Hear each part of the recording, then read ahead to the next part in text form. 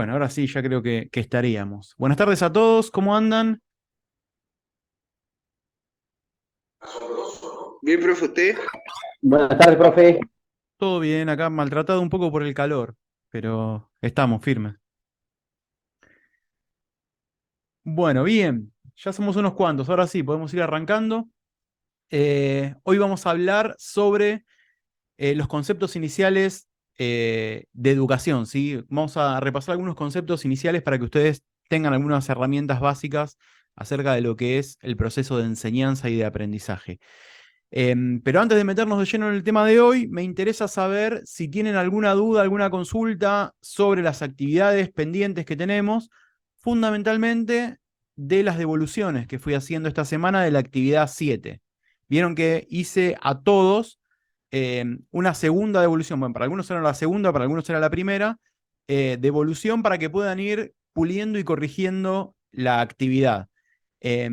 ¿Cómo les fue con eso? ¿Hay alguna duda o alguna consulta, algo que no hayan terminado de entender o que no les haya cerrado?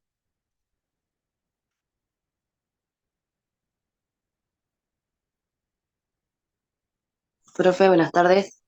Buenas tardes, Mara, ¿cómo estás? Acá estamos.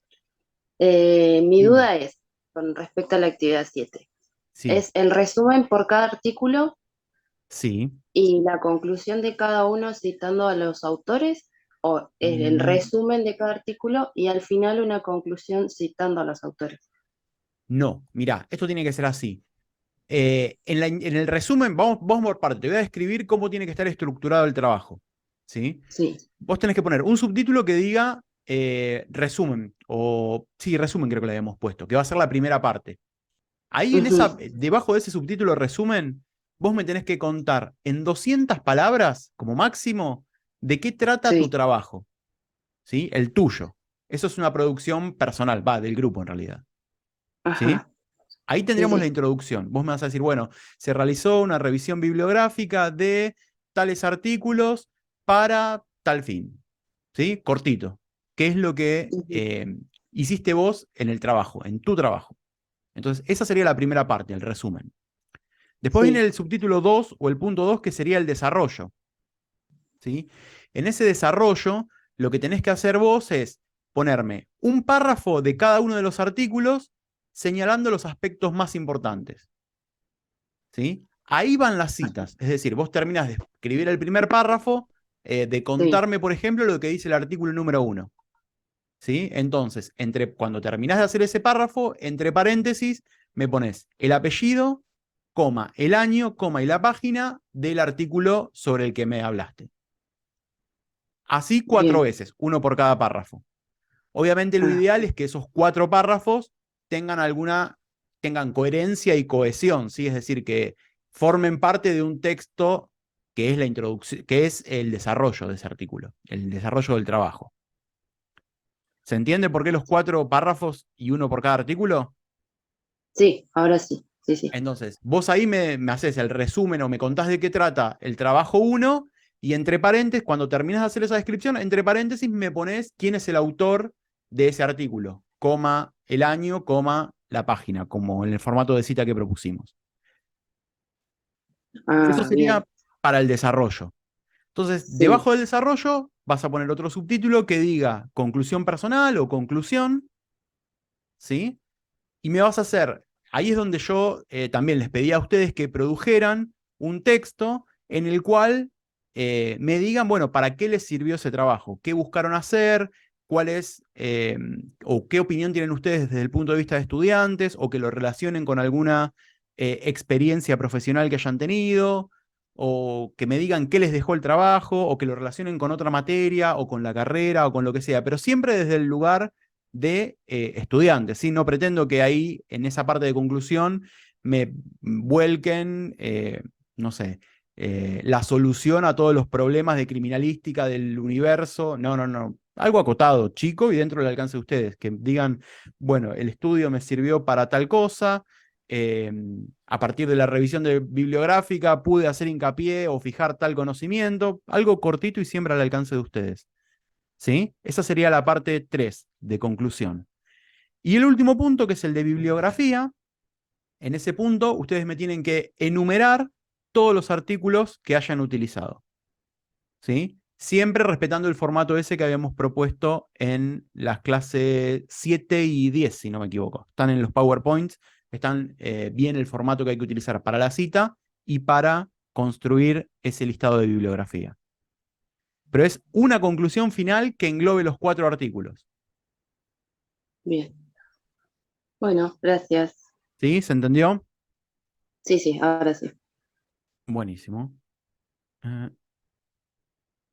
¿Alguna otra duda, alguna otra consulta sobre las devoluciones que tuvieron?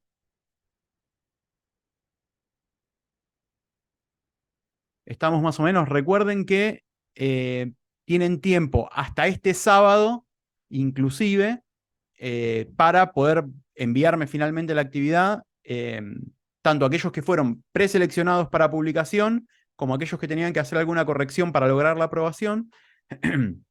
Tienen tiempo hasta el sábado para volver a mandarme las actividades, ¿sí? Bien, si no hay dudas.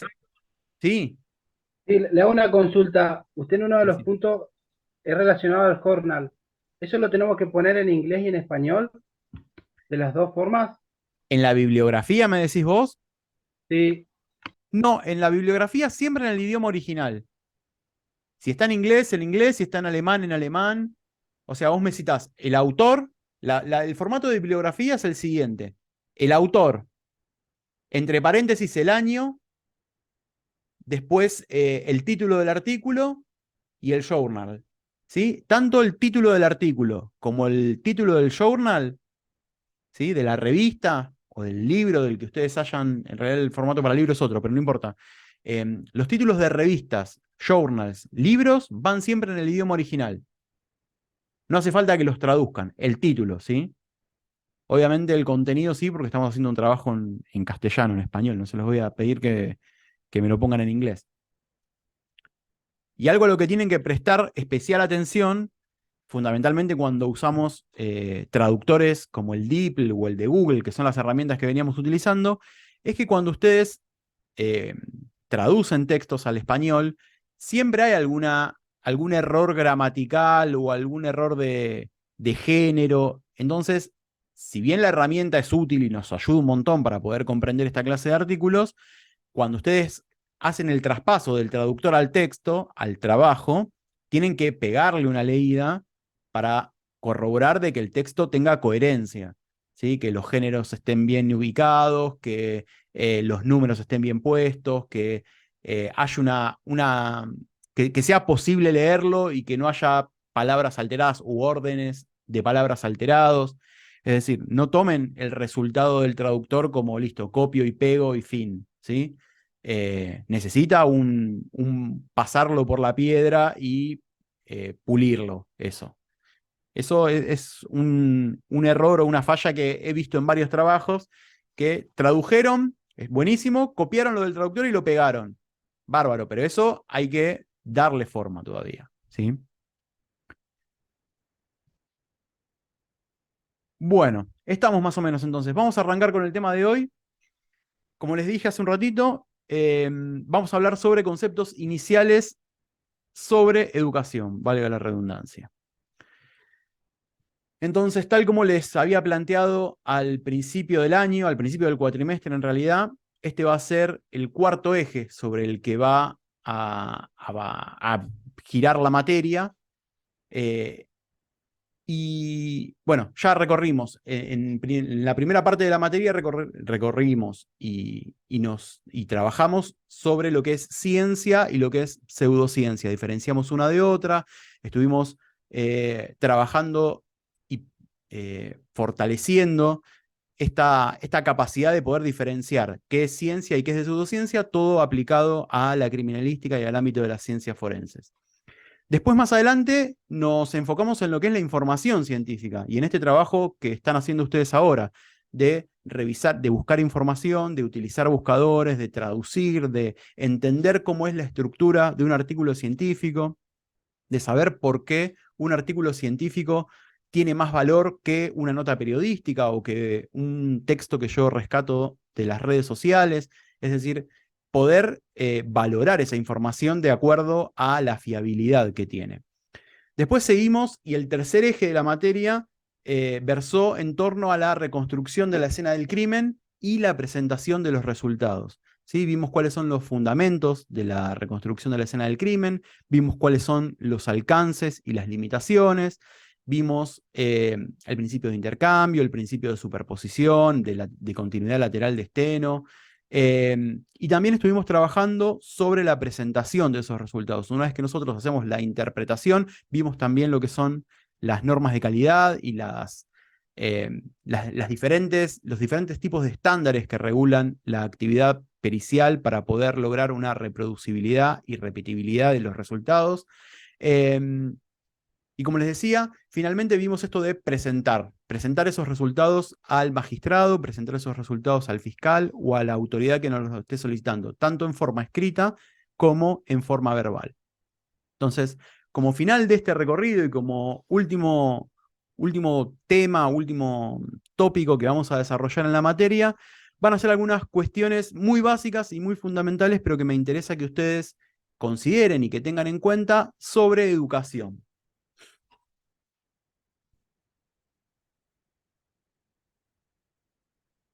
Bien, entonces, lo que vamos a tratar de hacer durante la clase de hoy es, primero, entender a la enseñanza y al aprendizaje como procesos que están relacionados, pero que son independientes, ¿sí? Por un lado están los procesos de enseñanza y por otro lado están los procesos de aprendizaje.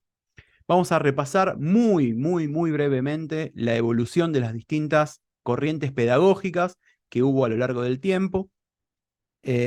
Vamos a resaltar algunos aspectos clave de la teoría o de la corriente constructivista, ¿sí? Ya vamos a ver de qué se trata esto.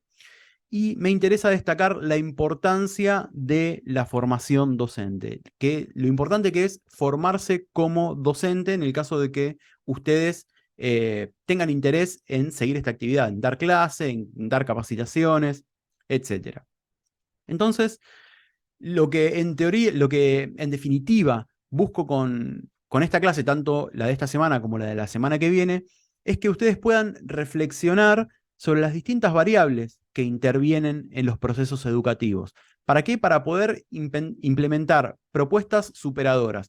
Esto no solamente si ustedes buscan desempeñarse como docentes o les gusta desempeñarse como docentes en un ámbito académico, en un ámbito educativo, en un ámbito, en una escuela, en una universidad, en un instituto, sino que ustedes, al comprender todas estas variables que intervienen en este proceso de enseñanza y de aprendizaje, pueden mejorar incluso las capacitaciones que ustedes tengan que dar a nivel laboral, cuando ustedes tengan que enseñarle algo incluso a sus hijos. La mejor forma de poder implementar propuestas eficientes y superadoras y de poder enseñar y de tener más herramientas para poder enseñar es justamente comprendiendo de qué manera funciona el sistema y de qué manera se desarrollan estos procesos.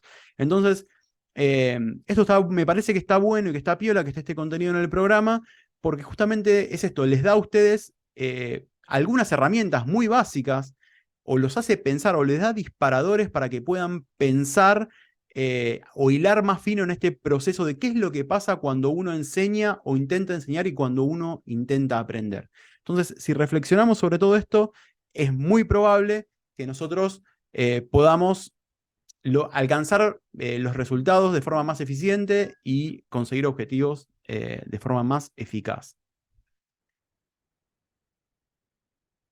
Entonces, bien, como inicio y como disparador de estos temas que vamos a desarrollar en la clase de hoy, les hago esta pregunta. ¿Qué se les viene a ustedes a la mente cuando piensan en enseñanza, cuando piensan en educación? Todos alguna vez pasamos por un aula, estamos de hecho dentro del sistema educativo. Entonces, si a ustedes les pregunto qué es la enseñanza, ¿qué es lo que se les viene a la cabeza? ¿Qué me responderían? La transmisión de conocimiento, la enseñanza, sí. Bien, la transmisión del conocimiento. Muy bien, eso es lo que a la mayoría se nos ocurre. ¿Alguien más?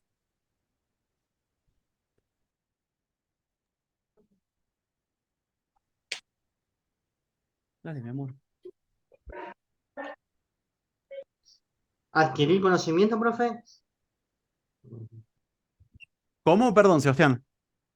Adquirir conocimiento. Adquirir conocimiento, sí. Fíjense, por ahora tenemos estas dos ideas, se barajaron entre ustedes. Por un lado, transmitir y por otro lado, adquirir. Bien, eso es lo que todos pensamos, o al menos lo que yo también pensaba antes de empezar a profundizar un poco en esto. ¿Qué más? ¿Qué otra cosa se les Tener ocurre? a través Tenemos la de transmisión, la adquisición. Enseñar a aprender. Bien, el enseñar a aprender, eso ya es más de las teorías educativas más modernas, pero también va a intervenir. Entonces, fíjense, todos estos conceptos que están dando vuelta giran en torno, no porque los hayamos estudiado quizás, sino por nuestra experiencia previa. Es decir, todos pasamos por la escuela primaria, todos pasamos por la escuela secundaria, y más o menos, si nos tenemos que imaginar un ámbito educativo, sabemos lo que es un aula, un profesor al frente que da clases, y salvo excepciones que ocurrieron post pandemia, en donde esta relación o esta forma de relacionarnos y de dar las clases mutó un poco, producto también de la intervención de las nuevas tecnologías, pero más o menos el formato de aula y el formato de clase en sí, con más tecnología o menos tecnología, es un formato que se mantuvo a lo largo del tiempo. Y fíjense en estas imágenes que yo les propongo en la filmina. Desde la Edad Media, pasando por mediados del siglo XX, a la actualidad, quizás lo único que cambió es que ahora tenemos computadoras y antes había unos pupitres alargados de madera, pero el formato general sigue siendo el mismo, ¿sí? Un docente parado al frente, que es el que tiene el conocimiento y trata de transmitirlo a los estudiantes que son los que no saben. Alguien que sabe y alguien que no sabe y un conocimiento que se intenta transmitir. ¿Sí? ¿Estamos más o menos de acuerdo en esto?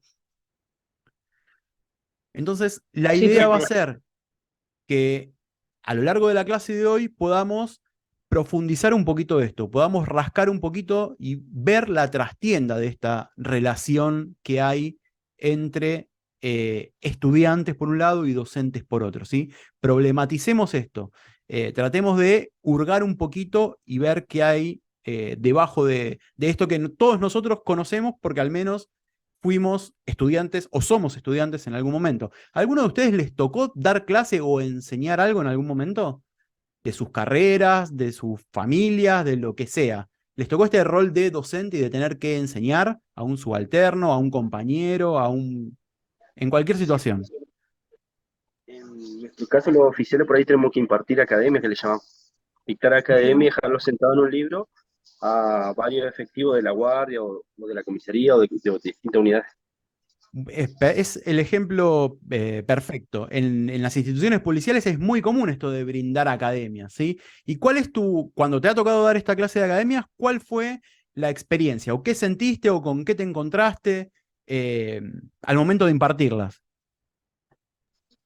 Depende también el trabajo en cada unidad, ¿no?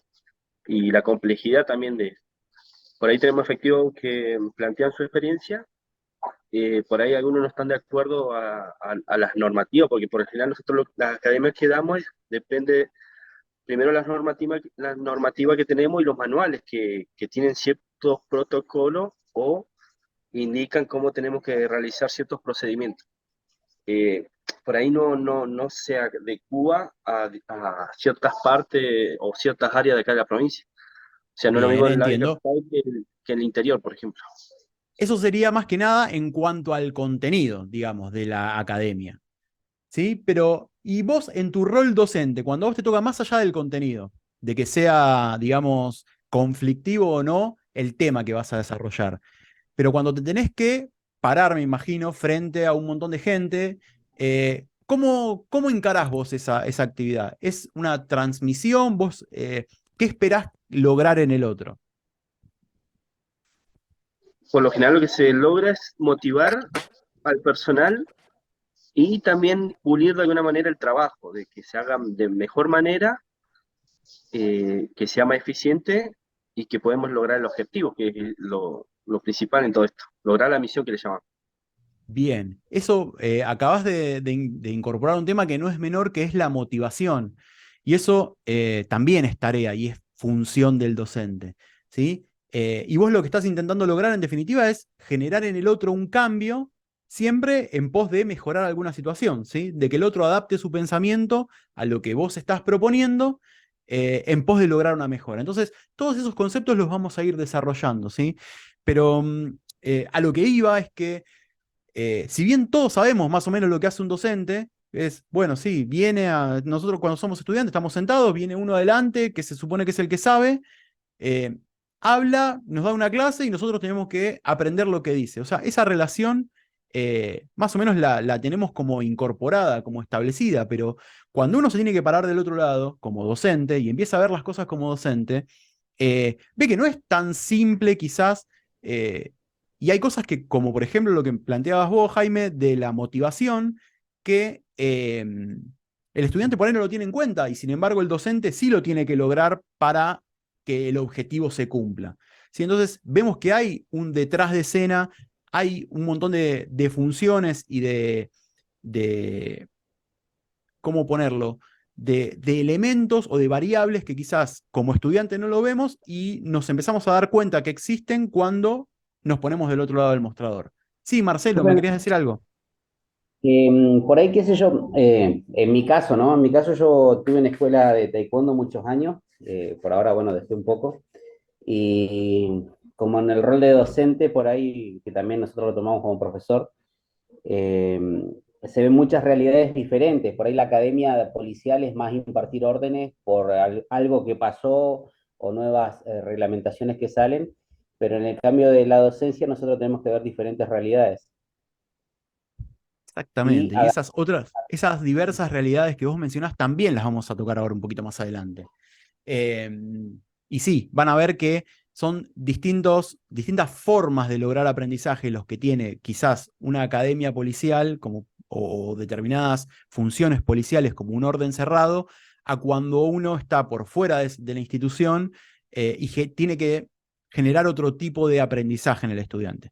Así que bien, me Profe, gustan todos los temas. Sí, igualmente hay que ver el alumno, qué tipo de alumno con el que nos toca enfrentarnos, porque no es lo mismo un nene que una persona mayor o una persona adulta o un joven. La didáctica y la pedagogía es totalmente distinta. exactamente, claro que sí. Y no solamente de acuerdo a la edad va a variar eso. A Claro, ver, en el lugar también que nos encontremos. Ujú. exactamente. Bueno, ahora vamos a seguir profundizando sobre eso también. Y eso es parte de la planificación docente. No es lo mismo si yo le tengo que enseñar a estudiantes que pertenecen a una institución policial y que están estudiando criminalística y que son adultos, a que si yo tengo que hablarles de criminalística a chicos de 6 años. Eso es verdad. Va a haber, de acuerdo a cuál sea mi público, yo tengo que adaptar mis estrategias didácticas. ¿Sí? Sí, eso por ahí vamos a profundizar un poquito más la clase que viene cuando hablemos de planificación, pero es cierto lo que planteas, Alison. Entonces, bien, para empezar a desarrollar y a desmenuzar un poco estos temas que ustedes fueron planteando, lo primero que vamos a necesitar hacer, y como mencionó Alison recién, es separar estos dos procesos. No separarlos, sino analizarlos como lo distintos que son. Por un lado vamos a ver el proceso de enseñanza. El proceso de enseñanza es el objeto de estudio de la didáctica. La didáctica es la disciplina que se dedica a generar conocimiento sobre la enseñanza, justamente, sobre el acto de enseñar. Y para hablar de la enseñanza, a la enseñanza la podemos definir como una acción voluntaria que es conscientemente dirigida para que alguien aprenda algo. ¿Sí? Se supone que supone una intervención activa, consciente e intencional dirigida a influir sobre el comportamiento de otros, modelando u orientando el conocimiento, los modos de pensar y las prácticas. En definitiva, fíjense que eh, la enseñanza entonces es una intervención voluntaria, es decir, yo como docente estoy interviniendo voluntariamente para generar un efecto de cambio en el otro, ya sea orientando el conocimiento, los modos de pensar de esa persona o las prácticas que realiza. Es decir, estoy tratando de intervenir para que se genere un cambio.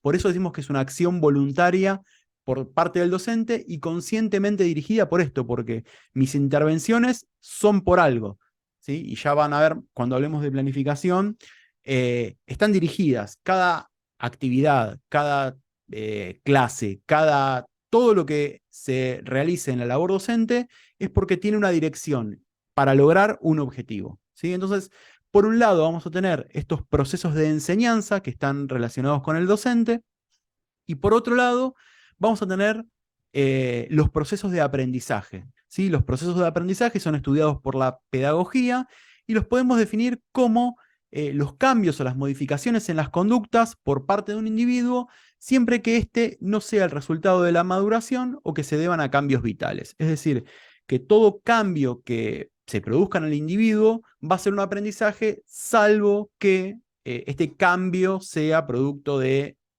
por ejemplo, el paso del tiempo o la maduración. Y ustedes van a ver en la bibliografía que les voy a subir a la plataforma, nos pone el ejemplo de una persona que se vuelve anciana y comienza a caminar más lento. Entonces, ese caminar más lento no es parte de un aprendizaje, sino que es producto del paso del tiempo. Ahora, cuando una persona modifica su manera de pensar, o su forma de actuar, o sus prácticas, por producto de una intervención educativa, bueno, a eso sí lo vamos a denominar aprendizaje. Entonces, lo que me interesa de esta parte es que ustedes puedan diferenciar, por un lado, los procesos de enseñanza y por otro lado, los procesos de aprendizaje. Entonces, estos dos procesos que recién les mencionaba van a tener su relación, se van a vincular en lo que vamos a denominar el acto didáctico. ¿Sí? Nos quedan 7 minutos, está bien. Entonces, este acto didáctico va a ser donde convergen la intención de enseñar y la de aprender. Vamos a decir que es una relación intencional, como dijimos hace un ratito, de carácter formativo, en el cual profesor y estudiante comparten objetivos concretos. Es decir, cuando convergemos en este acto didáctico, es lo que recién les decía, el docente tiene la intención de formar y se supone que el estudiante tiene la intención de aprender. Entonces, acá es donde el acto o la enseñanza y el aprendizaje convergen en este acto didáctico. Por otra parte, es la relación interpersonal por la que el profesor y el estudiante mantienen contactos sistemáticos con una intencionalidad educativa. Es decir, nosotros estamos manteniendo contactos sistemáticos, que es una vez por semana nos juntamos acá, y en realidad una vez por mes en el instituto, con una intencionalidad educativa. Ustedes me están acá escuchándome porque quieren aprender, y yo estoy porque quiero enseñar. ¿Sí? Ese es parte del contrato didáctico que tenemos. Y finalmente es una relación consciente y coordinada, asumiendo profesor y estudiante bueno, se me corrió. Bueno, asumiendo profesor y estudiante que la eficacia de este proceso depende de la disposición de ambos para encarar una situación de enseñanza y aprendizaje. Es decir, si ustedes no tienen ganas de aprender y yo no tengo ganas de enseñar, si no se da esa unificación de voluntades, no vamos a lograr nada. Por más que yo enseñe, si ustedes no quieren aprender, no van a aprender, y si ustedes quieren aprender y yo no quiero enseñar, tampoco se va a constituir este acto didáctico, ¿sí? Entonces, estas serían como las reglas básicas, si se quieren, de esta vinculación o de esta relación entre los procesos de enseñanza y de aprendizaje.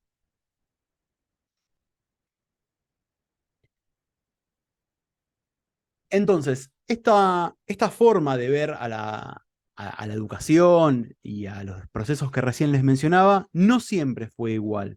Fue evolucionando, cambiando, y no es única tampoco, sino que hay varias corrientes pedagógicas que tienen miradas distintas sobre estos procesos. Lo que me interesa resaltar son algunas de las más conocidas o de las que tuvieron más preponderancia para llegar al concepto de educación o a la corriente pedagógica o al concepto de pedagogía que está vigente hoy en día y que es el que nosotros nos basamos o utilizamos. Entonces, en primer lugar, me interesa mencionar a esta concepción bancaria de la educación.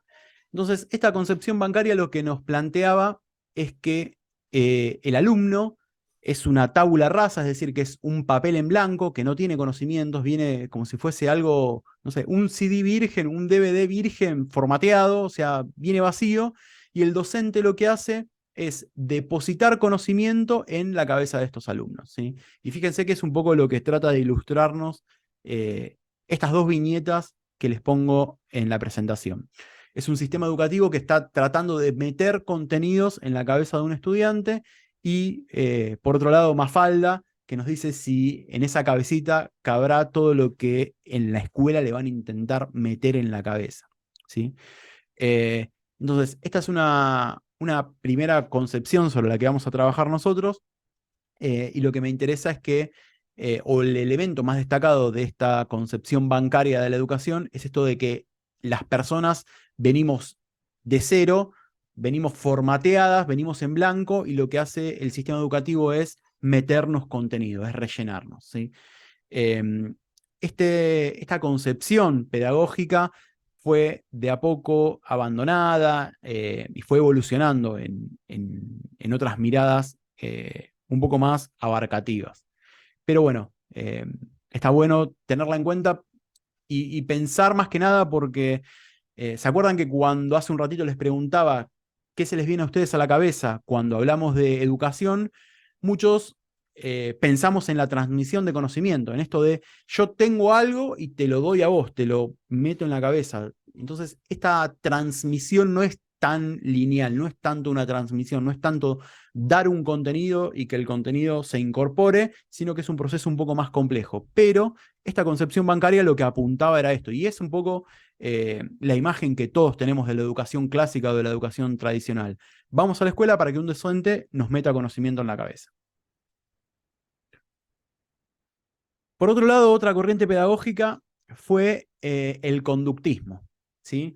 Para el conductismo, el aprendizaje se mide en las respuestas de los alumnos a ciertos estímulos. Es decir, que hay estímulos y respuestas. Si la respuesta es la adecuada al estímulo, es porque hubo un aprendizaje, ¿sí? Estos estímulos pueden ser positivos o negativos durante el transcurso de la educación. Es decir, este estímulo o este refuerzo o el aprendizaje se puede dar por refuerzos positivos o por refuerzos negativos, premios y castigos. Bueno, estábamos hablando entonces del conductismo, ¿sí? Habíamos dicho que el aprendizaje se mide en las respuestas de los alumnos a ciertos estímulos, es decir, hay un estímulo y una respuesta. Si la respuesta es adecuada, es porque hubo aprendizaje. Entonces, y que estos estímulos o que estos refuerzos que se dan durante el proceso de enseñanza y aprendizaje pueden ser positivos o negativos. Uno de los exponentes de esta teoría o de esta corriente conductivista es Pavlov. ¿Escucharon alguna vez hablar del experimento de los perros de Pavlov? ¿Alguien escuchó? No, Nadie. profesor. Silencio de ultratumba. Bien, lo que hizo Pavlov fue un experimento para tratar de demostrar esta teoría de que el aprendizaje se da en base a estímulos. Y el experimento lo hizo con perros. ¿En qué consistía este experimento? Bueno, Pavlov se dio cuenta de que cuando él alimentaba a los perros cuando veían la comida y empezaban a salivar. Entonces, lo que hizo fue, cada vez que les daba de comer, hacía sonar una campana, ¿sí? Entonces, hacía sonar la campana, le daba de comer a los perros. Eso durante un tiempo, hasta que después lo que hizo fue hacer sonar la campana sin darles la comida. Y lo que notó era que los perros respondían al estímulo de la campana comenzando a salivar, ¿sí? Entonces, esto es lo que lo llevó a construir esta teoría o esta corriente conductista, en la cual proponía que las enseñanzas, es decir, que los perros habían aprendido que les iba a dar de comer en base al estímulo de la campana. Es decir, reconocían en realidad el estímulo de la campana como que los iba a alimentar, y por eso comenzaban a segregar saliva. Por eso un poco el chiste este de la viñeta, donde dice, fíjate bien cómo controlo a Pavlov, en cuanto comience a salivar, él sonreirá y comenzará a escribir en su pequeña libreta. Es decir, como que en realidad el que estaba controlando todo era el perro y no Pavlov, ¿sí? Y esta clase o esta teoría, a ver, vamos a aceptar. Ahora sí. Entonces, esta ¿Puede forma ser o que esta están corriente. condicionados a algo? O ¿Cómo? sea, Ana, o sea, que es como que los enseñaba, pero mediante una condición, o sea, los condicionaba a algo. Claro, exactamente. Lo que él, digamos, lo que él notaba, lo que él anotaba en realidad era la respuesta al estímulo. Es decir, él consideraba que la respuesta del perro era comenzar a salivar y que el estímulo era el hacer sonar la campana. Es decir, que el perro había aprendido que cuando sonaba la campana le iba a dar de comer. ¿Se entiende? Es decir, medía el aprendizaje en base a la respuesta que el perro le daba al estímulo que él entregaba primero. Y el refuerzo positivo que le daba para que el perro reaccione sería la comida. ¿Se entiende? Sí, profe. Bien, entonces esta clase o esta forma de enseñanza es lo que más de uno de ustedes seguramente habrá pasado en las instituciones de formación policial, ¿sí? Cuando, por ejemplo, hacemos orden cerrado o cuando tenemos instrucción de orden cerrado, nosotros sabemos que ante un estímulo, como puede ser la voz de mando que diga al firmes o al descanso o a lo que sea, nosotros tenemos que dar una determinada respuesta con el cuerpo, ¿sí? Es decir, El tierra pararse. estímulo, ¿cómo? El tierra pararse, que con el silbato, un silbato arriba y dos El tierra silbatos abajo. pararse, el carrera, alrededor mío carrera, y más que nadie ustedes también saben que ese aprendizaje se da en bases a estímulos positivos y estímulos negativos. Si está bien, no pasa nada, si está mal, hay castigo. ¿Sí? Entonces, esos son, fíjense cómo opera el conductismo. Se da un estímulo del cual se espera una respuesta. Si la respuesta es la adecuada, no pasa nada, o se da un refuerzo positivo, y si la respuesta no es la adecuada, hay un refuerzo negativo. ¿Para qué? Para que se corrija esa conducta. ¿Sí? Entonces, el ejemplo más claro me pareció esto de el orden cerrado. Bien, entonces, la que más vamos a profundizar nosotros, o la que más vamos a analizar en detalle, es la última corriente que traigo para presentarles, que es el constructivismo. Para el constructivismo, a diferencia de la concepción bancaria de la educación y a diferencia del... se me fue la palabra ahora. De lo que nos proponía Pavlov, es del conductismo, eh, plantea que el aprendizaje es un proceso de estructuración en el cual las nuevas ideas se insertan, se relacionan y se organizan con las que previamente tenemos las personas.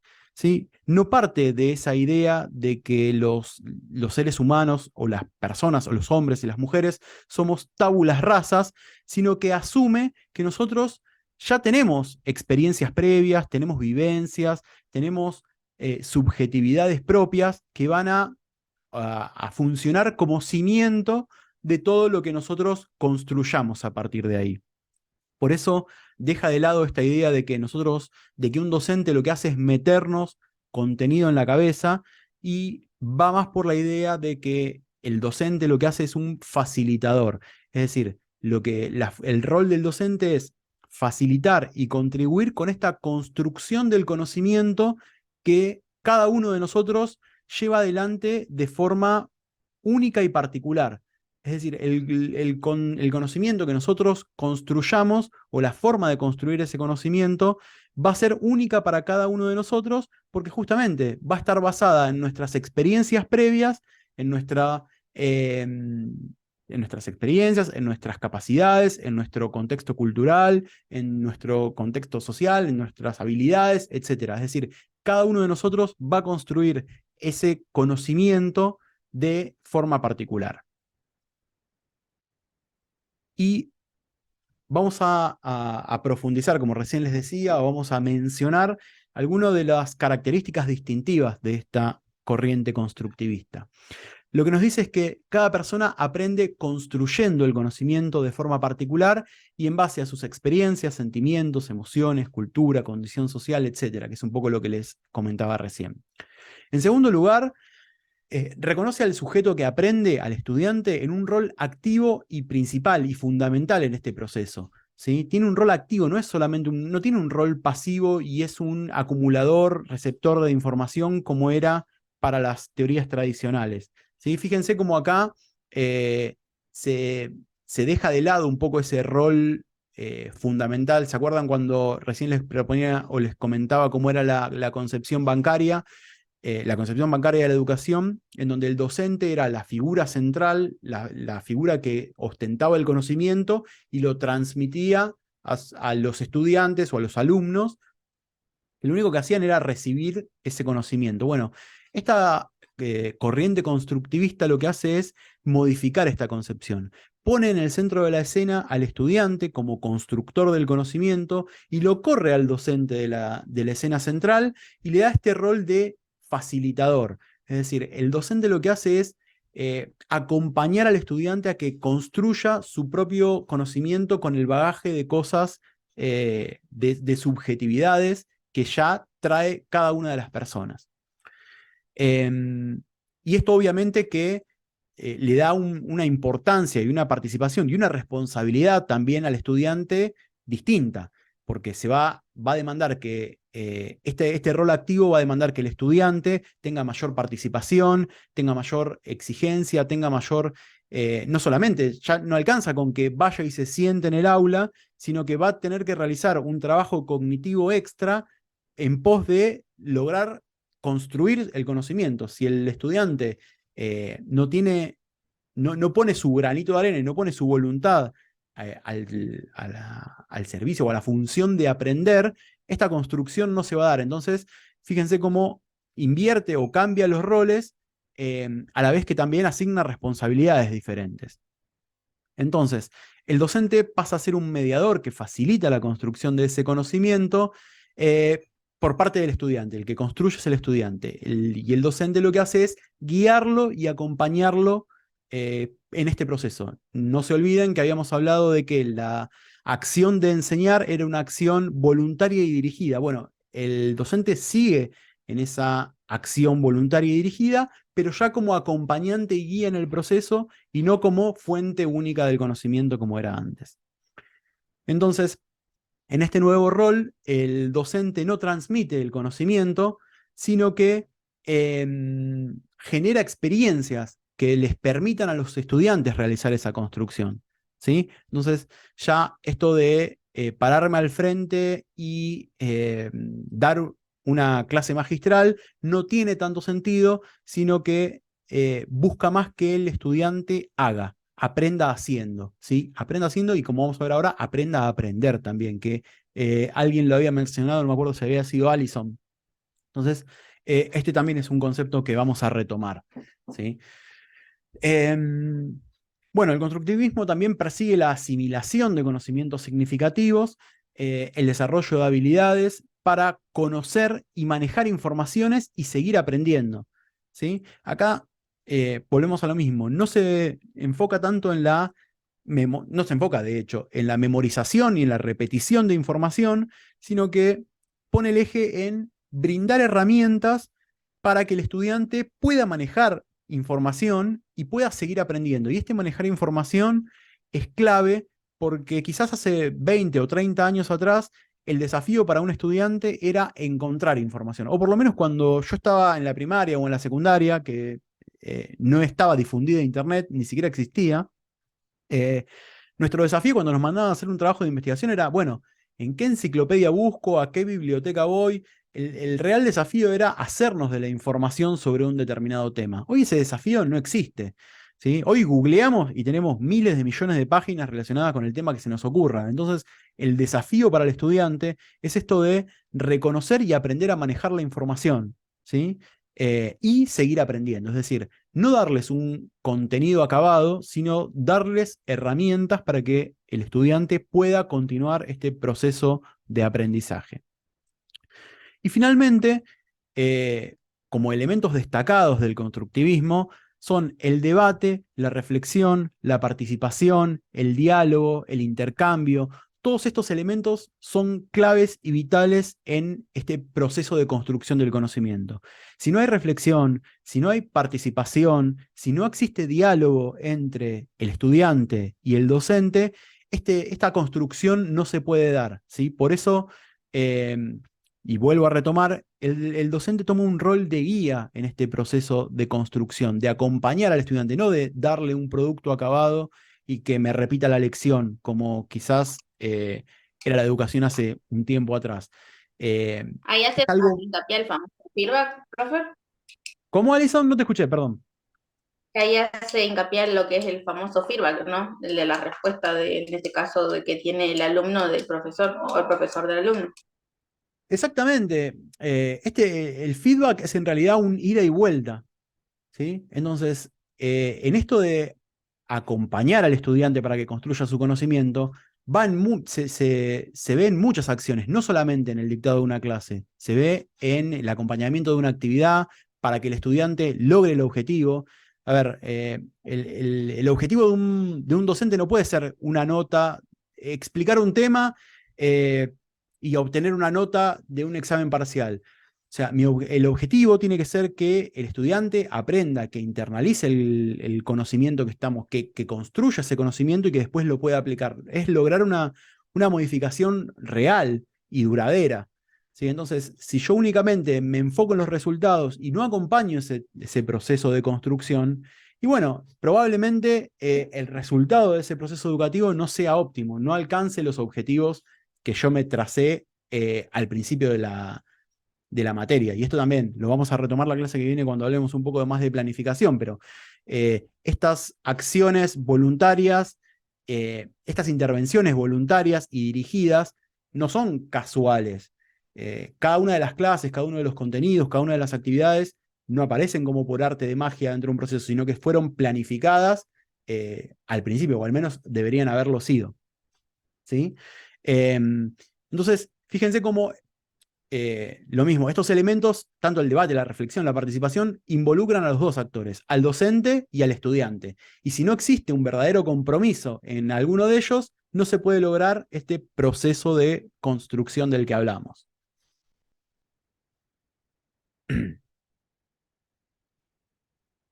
Y acá me voy a detener un poquito más en lo que es el rol docente, ¿sí? El docente es básicamente un profesional de la educación. Entonces, para dictar clase o enseñar, no es suficiente dominar solamente un campo disciplinar, es decir, yo soy un excelente químico, o yo soy un excelente criminalista, o soy muy buen, no sé, mecánico. Eso muchas veces me queda corto y no me alcanza para poder enseñar, para poder convertirme en docente, ¿sí? Es necesario tener conocimientos sobre didáctica, sobre pedagogía, sobre tecnologías de la información y la comunicación, planeamiento, evaluación, etc. El mundo de la educación, valga la redundancia, es un mundo propiamente que tiene muchas aristas, muchas facetas. Entonces, este acto, para lograr el éxito de este acto educativo, es necesario poder conocer estas variables. Y es un poco los que yo les planteaba al inicio de la clase. Obviamente que yo no voy a proponer que después de estas dos clases ustedes salgan de acá siendo docentes magistrales, porque de hecho ni yo lo puedo ser, pero sí que empecemos por lo menos que el día que a ustedes les toque dar una clase de algo o enseñar algo o dar una academia, ¿sí? Puedan considerar todas las variables que entran en juego. Es decir, bueno, entonces este proceso que yo esté enseñando no quiere decir que el otro vaya necesariamente a aprender lo que yo le estoy diciendo, porque lo va a construir su conocimiento en base a sus experiencias previas. Entonces, en base a las experiencias previas de la persona que yo tengo delante, quizás puedo adecuar mis estrategias de enseñanza. Empezar a jugar un poco con articular y con entender estas diferencias, estos distintos elementos que intervienen en el proceso, para siempre poder mejorarlos. Y obviamente a quien le interese o a quien le gustaría seguir en el ramo de la docencia o de la educación, hay 1.000.000 de alternativas en las cuales se pueden ir perfeccionando y adquiriendo estas habilidades dentro de la enseñanza. Y esto también es una frase que escuché el otro día, que ya había escuchado y me resultó sumamente interesante y real, y es que los estudiantes reflejan la clase de docentes que nosotros somos. Y esta frase la puse porque muchas veces he escuchado y sigo escuchando de, no sé, docentes o compañeros, o incluso compañeros de trabajo, que cuando tienen que enseñar algo, lo primero que surge es la crítica al estudiante. Entonces, no, estos son todos burros, no saben hacer nada, o les tomé examen y tienen todos 2, no aprobó nadie, o aprobó uno solo. Entonces, cuando se dan esa clase de circunstancias y esas clases de situaciones, nosotros como docentes nos tenemos que preguntar qué hicimos nosotros para llegar a esa situación. Es decir, no, no puede ser, no saben interpretar un texto. Bueno, si los estudiantes primero no saben interpretar un texto, ¿qué hice yo para que el estudiante pueda interpretarlo? ¿Sí? Es decir, siempre el estudiante va a reflejar la clase de docente que nosotros somos. Entonces, si no se cumplen o no se alcanzan los objetivos que nos propusimos, una de dos, o es porque yo propuse mal los objetivos, o porque no supe desarrollar y encabezar este acompañamiento a los estudiantes para que puedan construir su conocimiento, o porque algo falló. Pero sí me interesa resaltar esto de que siempre que nosotros estemos enseñando algo o estemos en un rol docente, no apelar a esta crítica rápida, crítica fácil de, estos son todos unos burros, no aprendieron nada. Estuve acá hablando 4 horas, hace 6 meses que les vengo hablando 2 horas por semana y no aprendieron nada. Bueno, pará. Entonces, quizás tenga que replantear la forma en la cual yo estoy guiando el proceso de enseñanza, ¿sí? Entonces, esto también me interesa que quede y que lo piensen y que lo reflexionen siempre que les toque dar una clase o enseñar algo o estar al frente de un proceso educativo. Tengan en cuenta que los estudiantes van a reflejar qué clase de docentes somos nosotros.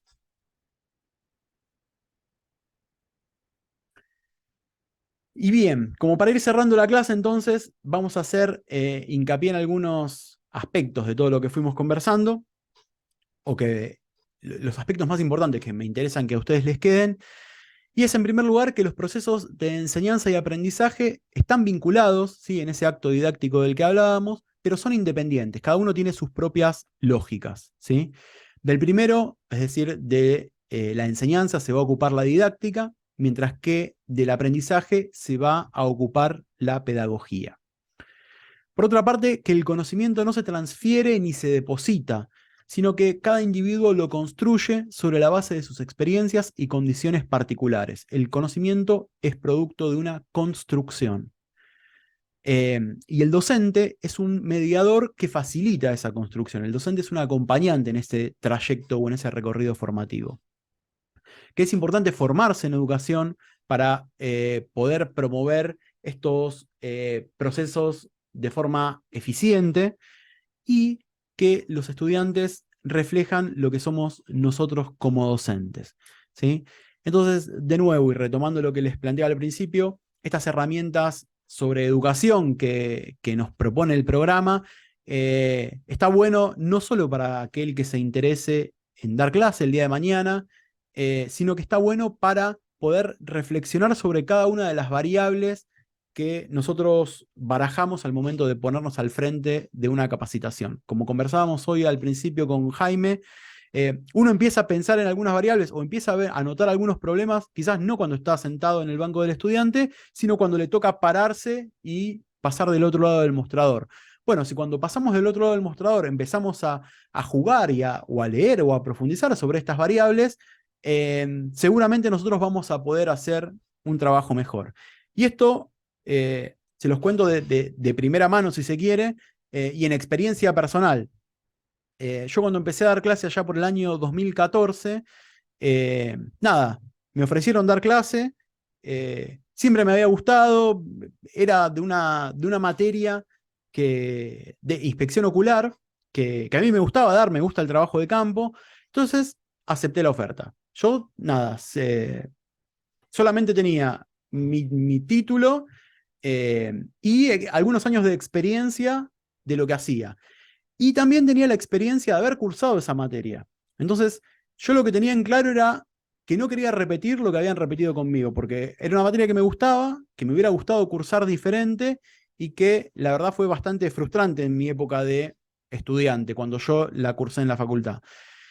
Entonces, con esos tres elementos, bueno, acepté el cargo y empecé a dar clase. Y cuando me tuve que parar al frente de la clase, me di cuenta de que no alcanzaba. Yo, sí, bárbaro, dominaba todos los conocimientos y los contenidos que tenía que dar, pero me di cuenta de que no alcanzaba con pararme al frente de la clase y recitar y pasar un PowerPoint y decir y repetir el contenido de los libros, sino que tenía que generar estrategias para estimular a los estudiantes, para que el estudiante logre ver de que logre generar este aprendizaje significativo, que es esta modificación en sus conductas a lo largo del tiempo, que sean duraderas en el tiempo.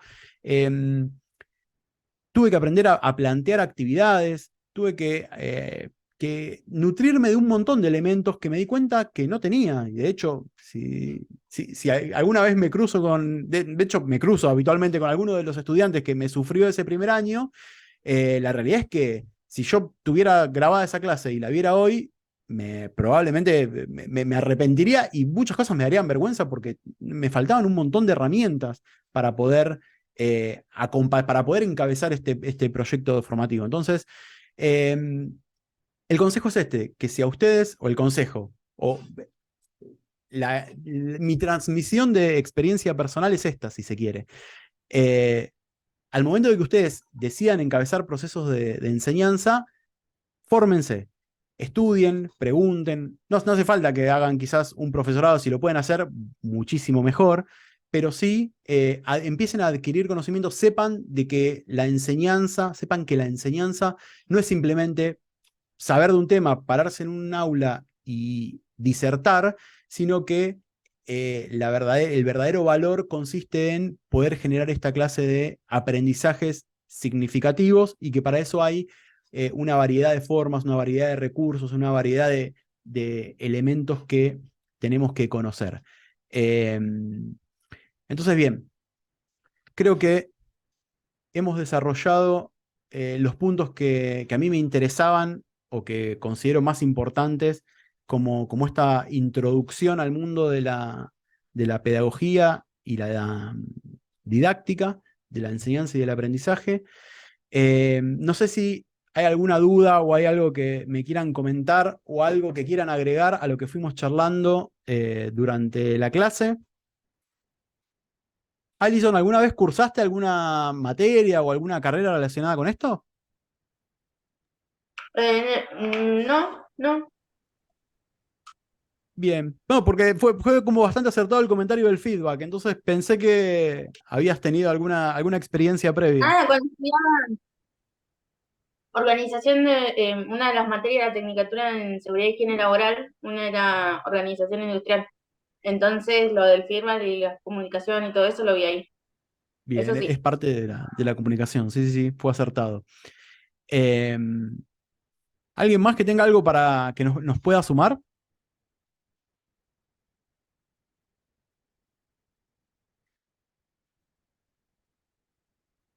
Bien. Bueno, gente, entonces vamos a dejar acá la clase de hoy. Les voy a subir, ya está de hecho subido el apunte con estos temas a la plataforma. La clase que viene nos queda la última, que vamos a hablar un poco de lo que es la planificación educativa. Y ya estaríamos cerrando el año. Recuerden que queda pendiente la actividad 8, que cerraba hoy, si no me equivoco, 3, y nos queda la actividad que hicimos en clase la semana pasada. Si hay algún ausente, si hay alguien presente hoy que haya estado ausente la clase presencial de la semana pasada, pónganse en contacto con alguien que sí haya ido para que les cuente un poco qué fue lo que hicimos y qué es lo que tiene que hacer. ¿Sí? ¿Dudas o consultas respecto de eso, de lo que tenemos pendiente por delante? No, profe, Eh, profe, la actividad 9S se la dirigimos a usted, el informe. Sí, el informe de reconstrucción de la escena. Sí, lo mismo, es como la 8, pero con otro contenido sería. Perfecto. ¿Sí? Ya en esta semana calculo que voy a poder ponerme a corregir las actividades número 8. Profe, la 9, ¿cuándo se entrega? ¿Hasta cuándo hay tiempo? Si no me equivoco, habíamos puesto fecha el 11. A ver, déjame ver. sí, el 11. El 11, ¿no? O el... O ahora no me acuerdo. Ah, espera. No, porque el 11 creo que es la última... No, me parece que era el 7. Porque el 11 tengo que entregar notas. Ah, bueno. Así que el 7, la actividad 9. Igual las que más me importan son la 7 y la 8. La 9 obviamente también es importante, pero como hay muchas personas que no pudieron presenciar la clase, y el real, lo rico de la experiencia era justamente eso, eh, voy a hacer más hincapié en la 7 y la 8. Igual la 9 en realidad no debería traerles mayores dificultades si pudieron hacer la 8, porque lo único que cambia son los elementos a valorar, pero digamos que el formato de pericia o de informe, si se quiere, es el mismo. ¿Sí? Profe, Bueno, Bueno, gente, profe.